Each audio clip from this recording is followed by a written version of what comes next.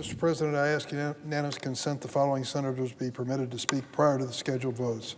Durbin for up to 15 minutes, Cotton for up to 5 minutes, Petty Murray for up to 5 minutes, and Mark Warner for up to 5 minutes. Without objection. Mr. President, from time to time I come to the floor to discuss political prisoners jailed by some of the world's worst regimes. I've often been joined in that effort to secure their release by colleagues on both sides of the aisle, including then Senator and now Secretary of State Marco Rubio. You see, despite periods of retreat on the global stage, the United States is still being seen as a beacon of hope for those who want freedom and democracy.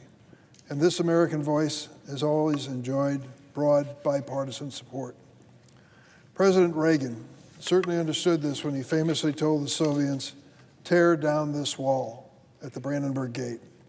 The late John McCain understood this when he joined thousands of Ukrainians aspiring for freedom on Maidan Square.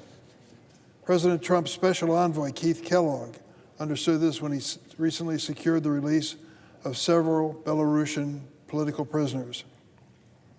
And my former Senate colleague from Maryland, Ben Cardin, understood this when he passed the bipartisan Global Magnitsky Act.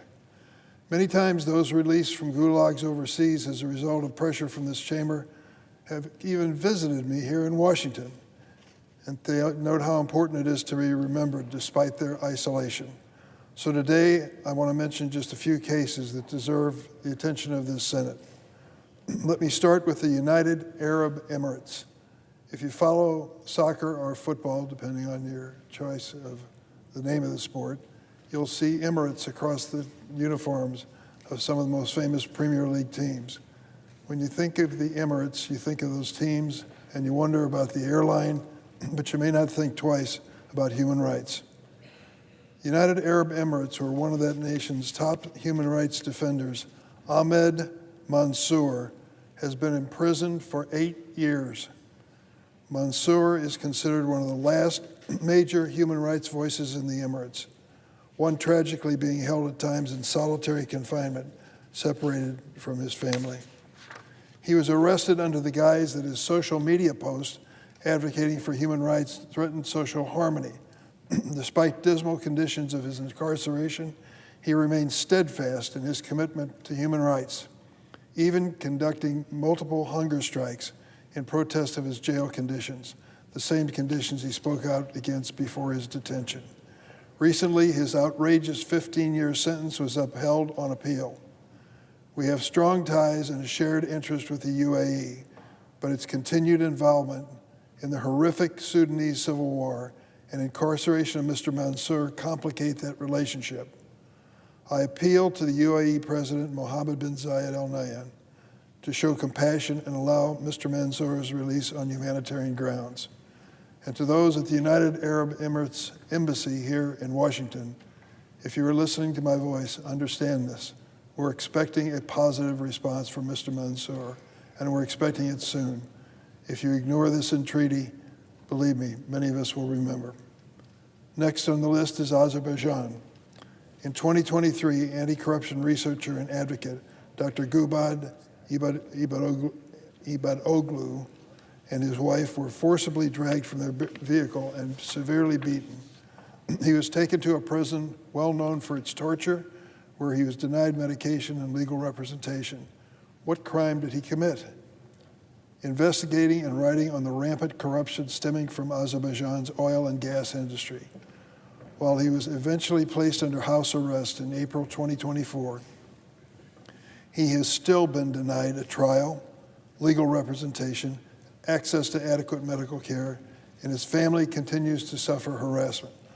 He is one of the many wrongfully detained individuals in Azerbaijan who should be released. If the Azerbaijan embassy is watching this presentation, we are begging you, do something to give this man a break and release him from prison. We will be watching and hope you do. Next is Tunisia, one of the most promising nations to emerge from the Arab Spring that sadly has seen President Said consolidate power, stifle defense by arresting political opponents and critics. One such case is Sonia Damani, a prominent Tunisian lawyer political commentator who was arrested in May 2024 for her radio and television commentary. She faces 5 separate legal proceedings and an additional 10 years on pending charges. Her sister, Ramla, was also sentenced in absentia to 2 years in prison for advocating for her sister's case on social media. Ms. Damani has endured appalling prison conditions, including sexual assault and denial of basic medical care. I urge President Saeed, release her on humanitarian charges and drop any remaining charges, including those against her sister.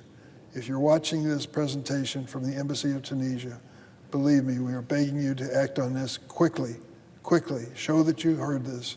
Show that you understand the severity of your decision, and understand that those of us in Congress and in the Senate will be watching carefully to see your response.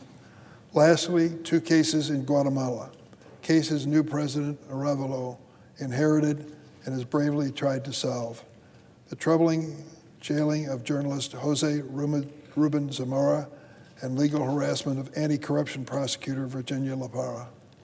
Their incarceration occurred amid multiple efforts to derail the peaceful transition of power to President Arevalo last year.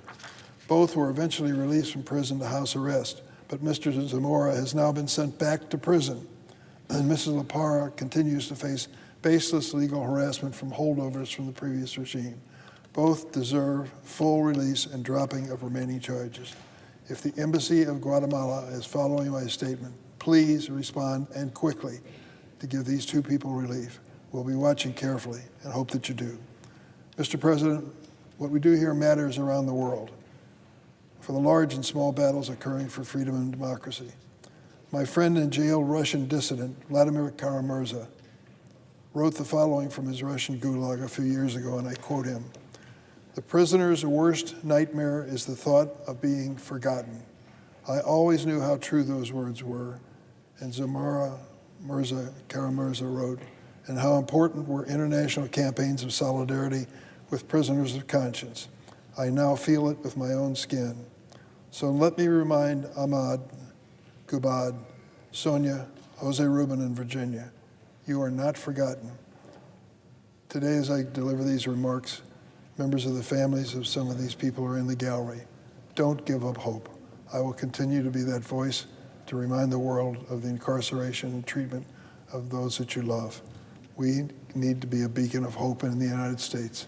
This is a demonstration, and we are begging these countries that are involved in these incarcerations and treatment to change their approach completely and give these people the freedom that they deserve. Mr. President, I yield the floor.